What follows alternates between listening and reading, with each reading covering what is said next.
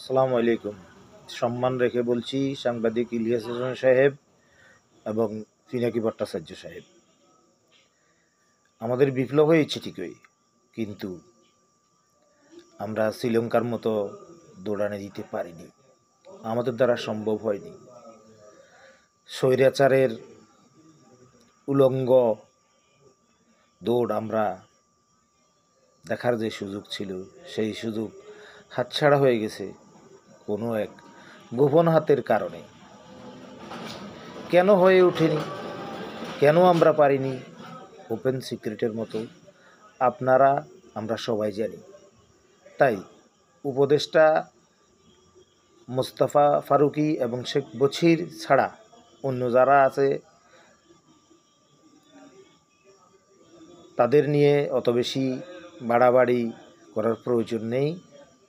Asif Nazrul sir বা অন্যান্য এগুলো যদি আমরা নিজেরা কাদা ছুটাছুটি করি, তাহলে আমাদের এই টলটলামান বিপ্লবের জন্য অনেক বড় ক্ষতিকারক।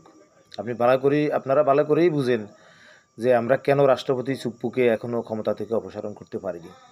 একজনকে আমাদের সামরিক হেলিকপ্টারে করে অতি নিরাপদে ভারতে নিয়ে রেখে দেওয়া হয়েছে, পালিয়ে যাওয়ার বা রেখে দেওয়ার সুযোগ করে দেওয়া হয়েছে। এই দুইয়ের মাঝখানে মাঝামাঝি অবস্থানে আমরা রয়েছি। ডক্টর ইউনূস সাহেবকেও দোষ দেওয়া যাবে না, ছাত্রদেরকেও দোষ দেওয়া যাবে না। অপারগতা সত্ত্বে বিভিন্ন কারুকৌশলের মাধ্যমে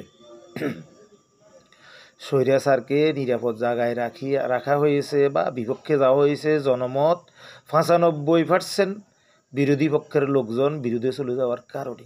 তা না হলে এই বিপ্লব আমাদের দ্বারা সম্ভব হতো না। শুধু তাই না, আমাদের যে ভারত পাশের রাষ্ট্র, তারাও ভালো করে বুঝে কোন কৌশলে কীভাবে আমাদের দেশ থেকে স্বৈরাচারকে নিয়ে ওই দেশে রাখা হয়েছে।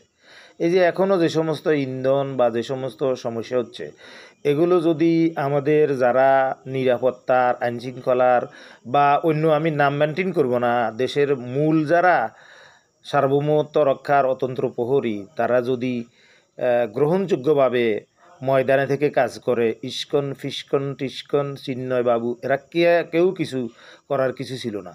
দেশে আধা বিশৃঙ্খল আধা শৃঙ্খল এই পরিবেশ অবস্থায় রয়েছে। এটা আমাদের সবাইকে বুঝতে হবে। বিপ্লবের পর স্বৈরাচারের কর্মকাণ্ডের মাধ্যমে যে সমস্যাগুলো হয়, এই সমস্যাগুলো ধীরে ধীরে সলভ করার জন্য এখন সম্মিলিতভাবে বসে মূলে যেখানে সমস্যা আছে এগুলো সমাধান করতে হবে। একই সাথে যে সামনে আরও 1 মাস সময় পাওয়া গেছে চিন্ময়ের জামিনের ব্যাপারে, এই বিষয়গুলো চিন্তা ভাবনা করে দেশের আইন, শান্তি শৃঙ্খলা সব বাহিনীকে একত্রিত করে সম্মিলিত প্রচেষ্টার মাধ্যমে করতে হবে। আপনারা এই দুইজন ইতিমধ্যে বেশ কিছু কাদা ছোড়াছুড়ি করতেছেন। খাস করে আমি পিনাকি ভট্টাচার্য এবং ইলিয়াস হোসেন সাহেবকে অতি বোঝা ভালো না।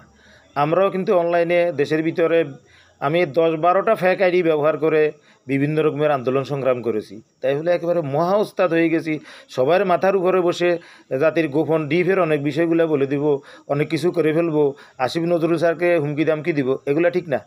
আপনারাও ভালো হয়ে যান, আপনারাও একেবারে দুধ দোয়া তুলসী পাতা না। আসসালামু আলাইকুম, নিজ গুণে ক্ষমা করবেন।